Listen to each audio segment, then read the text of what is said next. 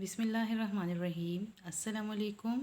Dear students, take out your general science books and open unit number 9, page number 81. Unit 9 हमने start किया था electricity. मैंने आप लोग को इलेक्ट्रिसिटी के बारे में बताया था, आप लोग पढ़ चुके हैं that electricity is a form of energy and we know that everything in the world is made up of matter, everything in the universe is made up of matter and matter is made up of tiny particle called atom. Atom के बारे में हमने पढ़ा था that at and then atom is made up of atom have sub atomic particles that are electrons, protons and neutrons. Today we are going to start in the next paragraph electrons, protons and neutrons. Electrons, protons और neutrons ये atom इनसे बना होता है, ये atom से भी smaller होते हैं, इनको सब एटॉमिक पार्टिकल्स कहा जाता है। इलेक्ट्रॉन्स जो होता है इलेक्ट्रॉन्स के ये it have negative charge, protons पे पॉजिटिव चार्ज होता है, neutron have no charge. Clear? तो प्रोटॉन और न्यूट्रॉन जो होते हैं ये सेंटर, ये स्ट्रक्चर ऑफ एटम की तरफ आप लोग देखिए तो ये जो है ये सेंटर ऑफ द एटम में होते हैं, बिल्कुल न्यूक्लियस बनाते हैं, सेंटर में होते हैं, जबकि इलेक्ट्रॉन जो है ये इसके इर्द गिर्द मूवमेंट करता है and electron carry negative charge. Electron जो है ये एक एटम से दूसरे और इस तरह ये फ्लो कर पास होता रहता है इसकी, और लेकिन प्रोटॉन्स और न्यूट्रॉन जो होते हैं ये सेंटर में होता है, दोनों सेंटर में होते हैं। Protons and neutrons are found in the centre of an atom and they make up the nucleus. Electrons keep moving around the nucleus. मैंने बता दिया आप लोग कि दोनों न्यूक्लियस बनाते हैं, सेंटर में होते हैं, लेकिन इलेक्ट्रॉन्स जो होते हैं ये न्यूक्लियस के इर्द गिर्द मूव करते हैं। द सब atomic particles are different from each other due to charges they carry, और इन पर जो चार्ज होते हैं उन चार्जेस की वजह से ये सब एटॉमिक पार्टिकल्स एक दूसरे से डिफरेंट है। Like electrons have negative charge, protons having positive charge while neutron have no charge.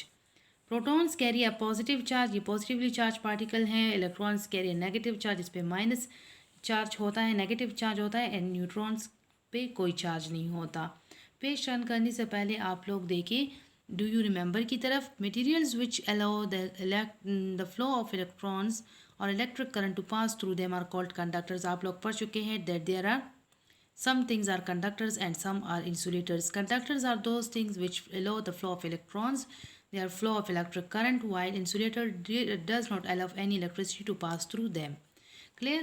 So वो मटेरियल जिनमें से इलेक्ट्रिसिटी पास होती हैं तो उनको कंडक्टर्स कहते हैं। जो कंडक्टर्स क्या हैं? Metals like copper, gold and silver have free electrons in them, so they are the good conductors of electricity. Flow of electrons जो है दिस इज़ ये इलेक्ट्रिसिटी है, ये इलेक्ट्रिक करंट है। इलेक्ट्रिक करंट तो जब इलेक्ट्रिक करंट पास होता है मेटल से, जैसे कि गोल्ड हो गया, सिल्वर हो गया या कॉपर, तो these are the good conductors क्योंकि इनमें से फ्री इलेक्ट्रॉन्स होते हैं और ये इजीली मूव कर सकते हैं। इन सब materials electrons are tightly held in their atoms, और कुछ मटेरियल्स में इलेक्ट्रॉन्स इतनी टाइटली हेल्ड होते हैं, न्यूक्लियस के का होल्ड इन पे ज़्यादा होता है कि वो मूव नहीं कर सकते। They are not free to move around, वो बिल्कुल फ्री नहीं होती मूवमेंट के लिए। Therefore the current can not flow through them. Such materials are called insulators. इन मटेरियल्स को इंसुलेटर कहा जाता है जिनमें से इलेक्ट्रॉन्स मूव नहीं कर सकते, इनमें से हम कहते हैं कि इलेक्ट्रिक करंट पास नहीं होता, फ्लो ऑफ इलेक्ट्रॉन्स नहीं होती, इलेक्ट्रॉन फ्लो नहीं कर सकती, इस वजह से फ्लो ऑफ इलेक्ट्रॉन जो है ये इलेक्ट्रिसिटी है। लेकिन जब इलेक्ट्रॉन फ्लो नहीं करेंगे तो we see that these things are conduct insulators because they do not allow any electricity to pass through them. Examples क्या है? Rubber, glass and wood are examples of insulator. इनमें से करंट पास नहीं होता। Knowing about conductors and insulators can help you to keep safe you from dangers of electricity. हमें पता है कि अगर कोई चीज़ कंडक्टर हो, वो आपके हाथ में हो और आप लोग इलेक्ट्रिसिटी में, तो उससे इलेक्ट्रिक करंट आपकी बॉडी में पास होता है।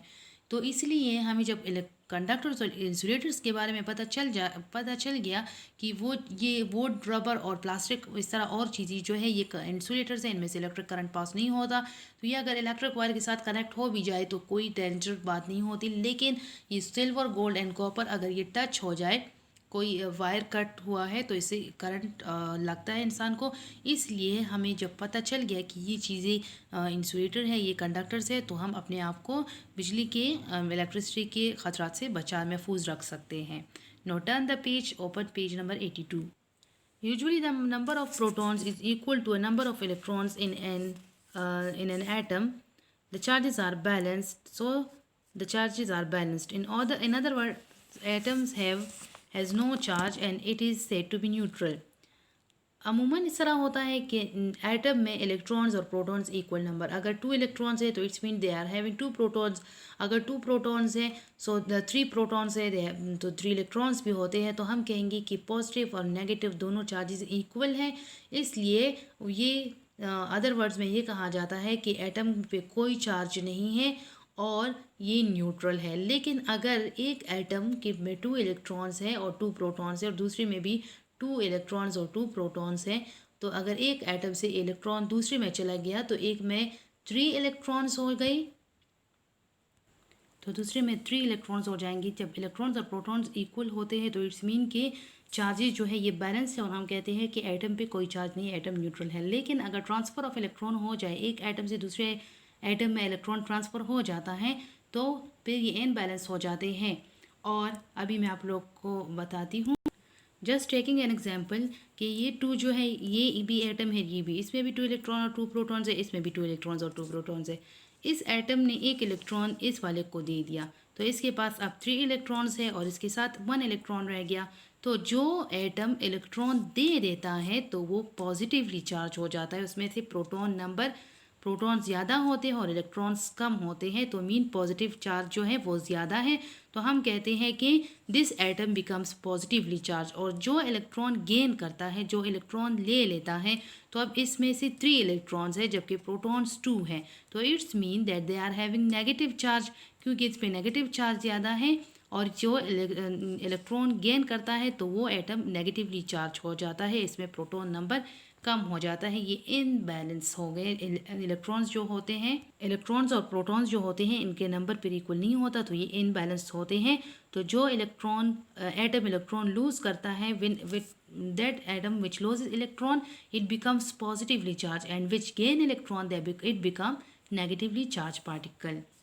क्लियर। अब इलेक्ट्रिक चार्ज की तरफ देखिए, positive and negative charges behave in a fascinating way. Two objects with opposite or different charges, a positive or negative, will attract or pull towards one another.